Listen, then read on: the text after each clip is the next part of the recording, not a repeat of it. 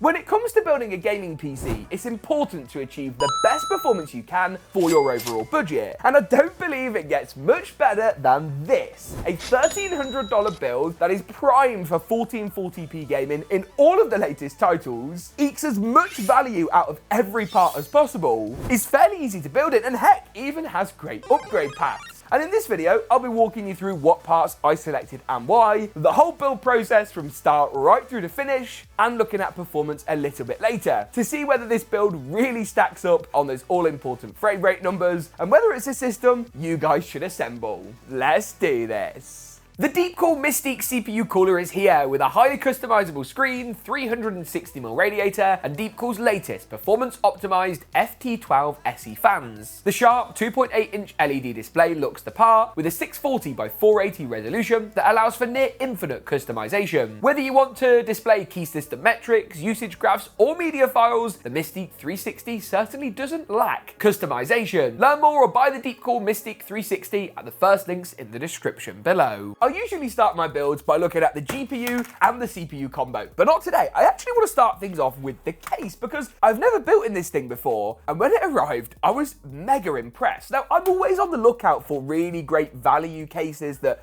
don't really sacrifice too much when it comes to build quality, airflow, fans, and it's one of the reasons that for some of the higher end builds, I love Montage's new King 95. That's a case that I could build pretty much every system in and be satisfied. But for the systems where I want a little bit more value, this thing's really impressive. Now, this is DeepCool's new CH360, and if you've ever seen their CH560, it's basically just a mini version. But brands, when they make small versions of things, have a habit of making them a little bit more crap, and DeepCool haven't done that. Now, this is the digital one, which gives you like a little screen. That's going to cost you more money, so the non-digital might be better suited, but it looks sleek when it's on and is fairly easy to use in software. It has support for micro ATX motherboards, as you can see from the motherboard tray, and also includes an integrated GPU support bracket. Not the most sturdy thing in the world, but it's pretty good. Now, on the rear, you get a 120mm ARGB fan, nothing too unusual about that, while on the front of the case, if I can take this quite robust panel off, I'm making a mess of this very robust, too robust panel, you'll find a pair of 140mm ARGB fans, pre-mounted, pre-cable ran, and ready to go. I/O's really quite good as well. There's standard USB and LED controller, and a USB Type-C to go along with the regular C port. All the side panels and stuff feel really good quality. Oh, and the best bit, the price, it comes in at under $80 with the promo code on Newegg, but I'll link various regions and retailers for this chassis down in the description below. Now, with the case out the way, just wanted to mention that I think it makes sense to look at the GPU and the CPU combo next up. Now let's start with the CPU, shall we? This is AMD's Ryzen 5 7600. I talked earlier about how this is a build designed mainly for 1440p, and because of that, I don't need to upgrade this chip to something like a Ryzen 7 7700 non-X, as there's no point. CPU bottlenecking is actually less of a problem at 1440p than it is at 1080p, and even though this chip is the non-X version, which does save us crucial money, we can overclock it a little bit as well on the motherboard if we want. That's going to get us closer to the performance of the 7600X. Now, it pairs up beautifully with this, the RX 7900 GRE. Now, I kind of want to get not emotional about this, but it came out recently that AMD just aren't really selling any graphics cards right now. Without wanting to sound like a bit of a fanboy, I don't really get it. The 7900 GRE is an exceptional example, and it's hardly an outlier when it comes to their Radeon 7000 range. I'm obviously not being paid to say any of this, but the 7700 XT, 7800 XT, and this 7900 GRE are three of my favorite graphics cards released in the last few years. Now, this at 1440p is awesome. You get decent video memory, 16 gigabytes to be precise, and at $549, it makes a significant chunk of the budget in this build. This is why savings with things like the case and the motherboard, as you'll see in a moment, are so critical. 1440p performance on this thing is pretty boss. It obviously beats out its cheaper AMD counterparts, but very commonly beats out the 4070 with relative ease,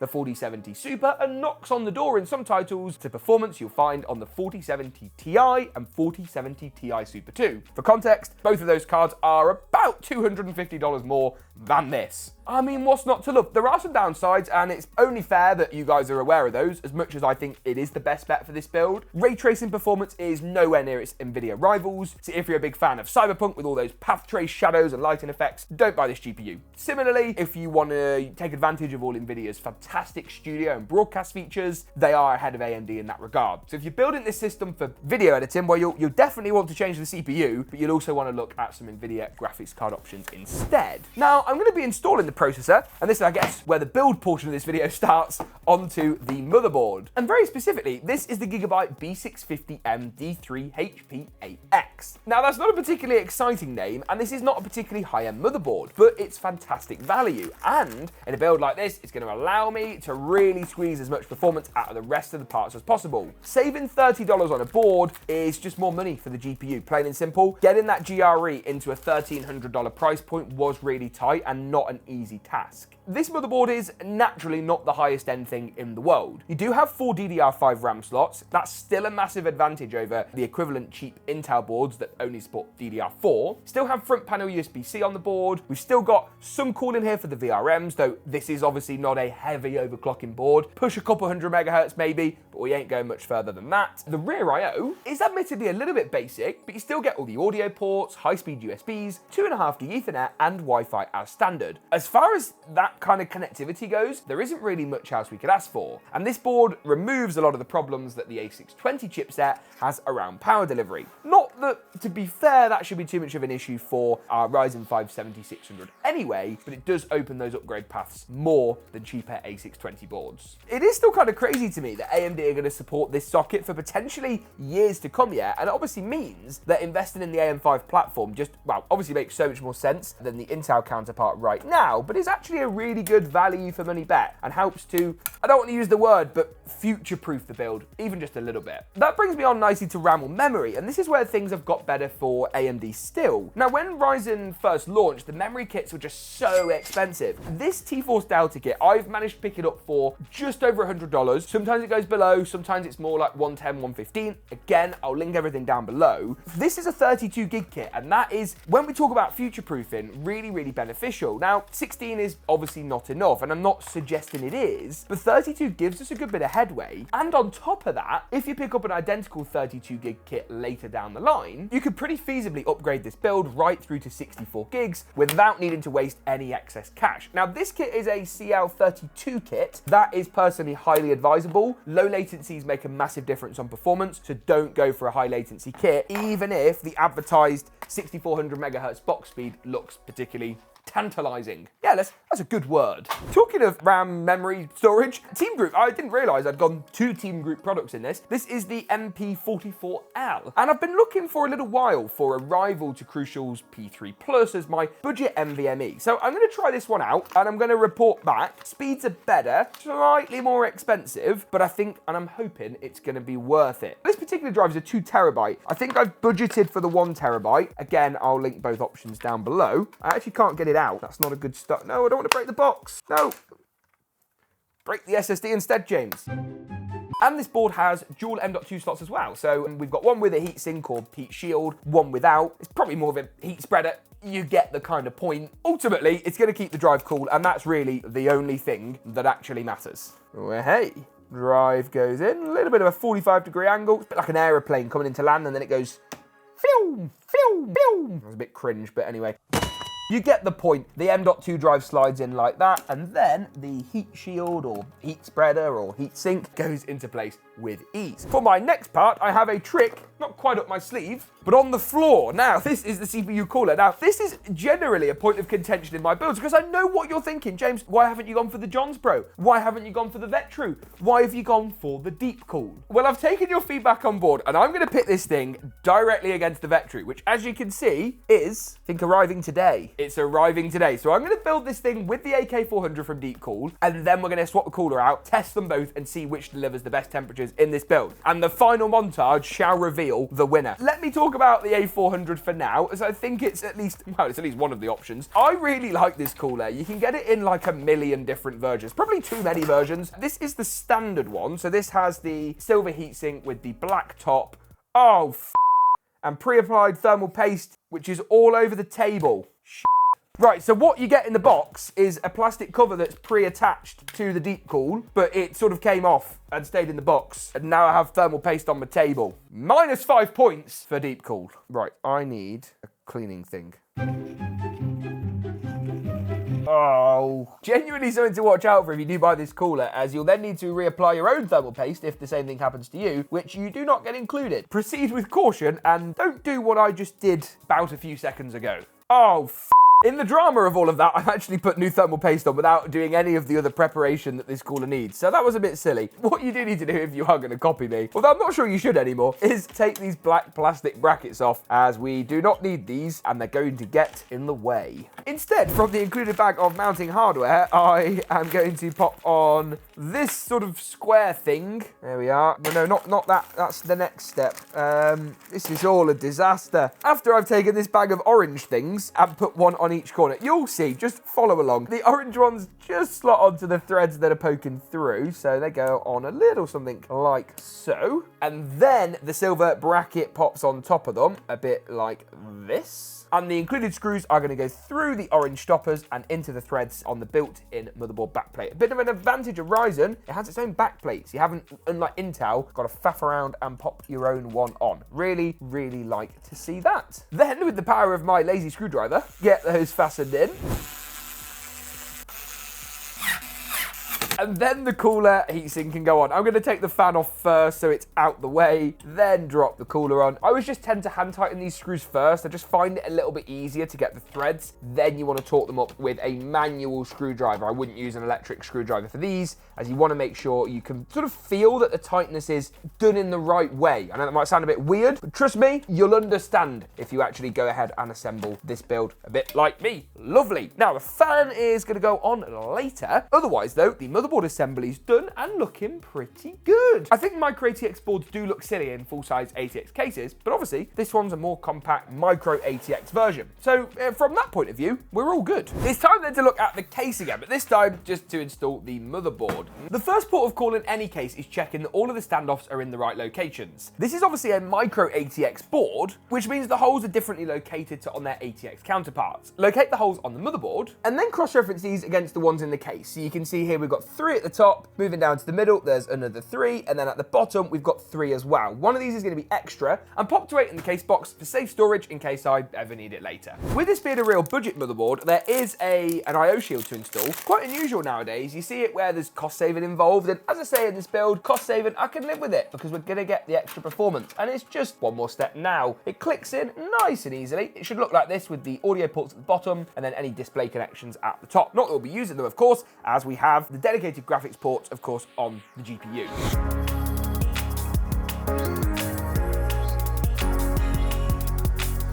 I'm also going to pop the fan on the cooler at this stage, make sure it's in the right orientation and we're blowing air through the cooler rather than trying to pull it through the cooler, if you know what I mean. And that's going to wire up to the CPU fan cable header, which will get you a snazzy close-up of, and then tuck away without too many problems. And with that, we hopefully have pretty cool CPU. 2 parts left to go, power supply or graphics card. And this is like, do we want to do the really boring, cumbersome bit first, or do we want to do the exciting bit? Spoiler alert, it's the cumbersome bit. Doing the power supply now is going to make your life a lot easier, and there's no better feeling in my experience than the graphics card going in and it being like the last thing you have to deal with. Now this is Cooler Master's, no it's not, it's CORSAIR's RM750E. Now, CORSAIR have been on a bit of a roll recently, and this is a great example of that. This is a Cybernetics Platinum rated power supply that's very, very affordable. One downside is it isn't ATX3, at least not this version we've got here, which means those of you looking again at NVIDIA graphics cards should consider perhaps something like Cooler Master's new GX850 or Thermaltake's Smart BM3. A less efficient unit, but that is ATX3. Now,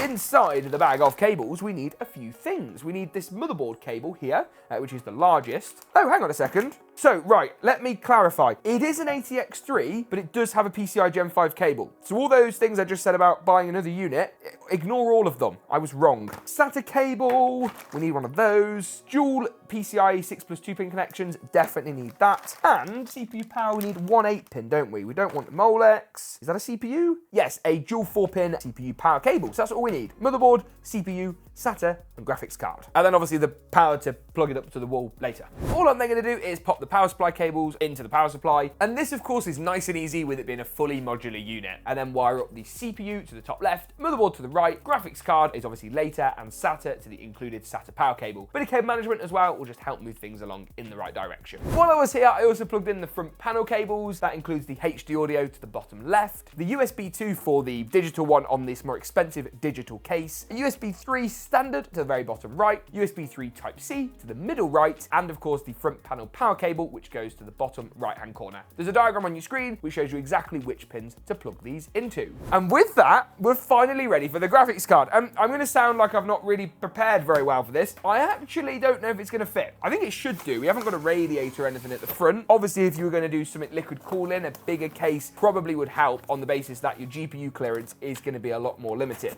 Here we go. There are smaller versions of the GRE available. This GIGABYTE card is one of my personal favorites, but I like the ASRock design too. And if I'm being honest with you, you should just buy whichever card is actually cheapest and best value for money, but of course has decent performance ratings and reviews too. Push back the clip on the slot, and we're going to remove the top two covers. So just a little bit of an unscrew there. Top two PCI lane covers to make way for the graphics card. Oh, it fits with loads of room. Oh, easy. What was I even worried about? In fact, you probably could get a radiator in here and pop the GPU in without too much issue. There's a good, I'd say 50mm of clearance, 60mm of clearance there. Really, really impressed. The GPU just secures in with some screws on the side. And of course, need to give it some power. So let's run this through. I think I probably should have ran this before installing the graphics card, as obviously being a micro ATX case, there isn't a great deal of room. There we are. Made it. Two 8 pins on this boy. 7900 GRE. Fairly power sort of heavy on the consumption front. And the second one, get those pins all sorted. It would be easier if AMD adopted the new 12-pin cable, I have to say. And that is going to go in, I hope, a bit like so. Good. Cable tie there will sort that out afterwards, but is it going to turn on and is it going to boot? I have our power cable. I'm going to plug that in. Hopefully our JFP1's all tidied and working too, and we have nothing. Do we have nothing? We've got nothing. You know how earlier I said it was important to install the JFP1 correctly? I've not installed it correctly. Wrong pins. Okay, did that just turn on? So we have RGB, we have CPU cooler, but we don't have any fans spinning, so let me find out why. That would definitely explain it. And we are at least now much closer. All you're seeing here, I think, is that the fan speed through the splitter isn't high enough, so it's given us enough voltage, I guess, for this fan at the back, but these fans at the front just can't quite seem to get going. So I'm going to jump into the BIOS, correct those fan curves. All they needed was a bit of encouragement. I'm still going to correct the fan curves, so that doesn't happen every time this system boots, and I'll rejoin you in a few seconds for the benchmarks. But first, I guess we've got to see how good this thing looks. And that can mean one thing, and one thing only. It's montage time!